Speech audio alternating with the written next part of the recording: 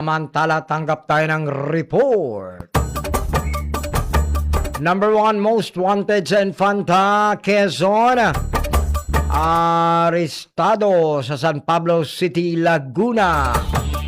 Magdedetalya ating Calabarzon correspondent. JR Narit, pasok! Arestado ang matagal nang nagtatago sa batas sa kasong pag-abuso sa bata, pagsasamantala at diskriminasyon na naharap sa Anti-Child Abuse Law. Kinilala ang suspect na si alias Leo na may edad 59 taong gulang, residente ng poblasyon sa bayan ng Infanta, Quezon, na naaresto ng mga otoridad sa Barangay Wawa del Remedio sa Bayan Village, San Pablo City, Laguna kahapon sa bisa ng warrant of arrest sa kasong kriminal na numero 2021-303-1 at 2021-304-1 na inisyu ni Honorable Merilo Meneses, Presiding Judge ng Regional Trial Court, 4th Judicial Region, Branch 65, Infanta, Quezon, na may petsang Disyembre 28, 2021, na may piyansang inirekomendang 180,000 pesos bawat isang kaso.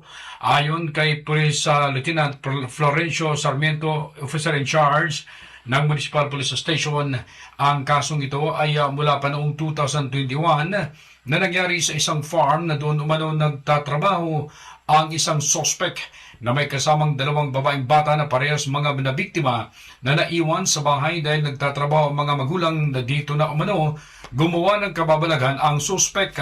Napagalaman ang insidente na ikwento ng mga bata sa mga kalaro nito na hinalay di umano sila ni alias Leo na siyang caretaker, kaya agad nagsagawa ng investigasyon ang pulisya na humantong sa pagrereklamo ang mga magulang. Nang malaman ng suspect ay agad itong tumakas at nagtago sa San Pablo, Laguna. Natunto naman ang suspect sa kinaroonan sa pamamagitan ng mga aset at pagtatanaw na rin sa mga kamag-anak, kaya't walang kawala sa kamay ng mga otoridad. Bunga na rin ito sa pagpapaigting sa pagpapatupad ng operasyon laban sa wanted person kaugnay ng Oplan Bantay Dangal na nagresulta sa pagkakaresto ng akusado.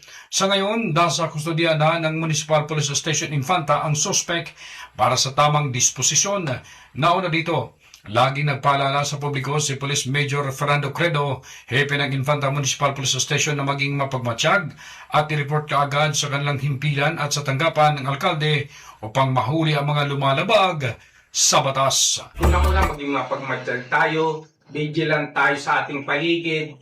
Yung mga nakakasama natin, hindi naman sinasabing tayo ay parang paranoid na ano. Maging keen observer lamang po tayo sa ating mga nakakasama sa paligid, lalo na't nasa kagaya noon, nasa isang farm tayo na sila lang ang naiiwan. Maging aware po tayo sa mga kilos at galaw ng mga tao sa ating pong paligid. At yan ang ratsada ng buwan-naman ng balita mula sa Calabarzon. Ako si JR Narit, taguulat sa Infinite Radio 24 Iba. Basta banda sa Infinite Radio, walang kawala. Iba!